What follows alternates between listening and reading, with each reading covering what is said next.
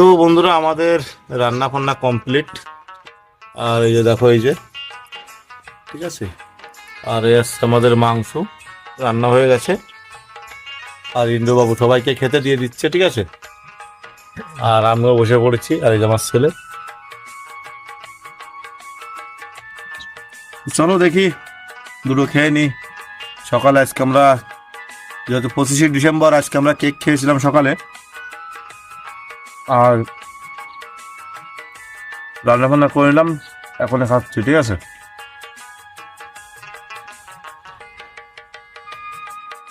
সঙ্গে দাও কত স্যালাড। ইন্দ্রবাবু একটু হাই করে দাও।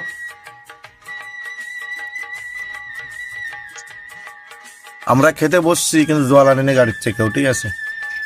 এ দুঃখ আর কেউ রে বলা যাবে না, দুঃখ রাখার জায়গাও নাই। ঠিক আছে, ভালো থেকো, সুস্থ থেকো সবাই। দেখা হচ্ছে পরবর্তী ভিডিওতে।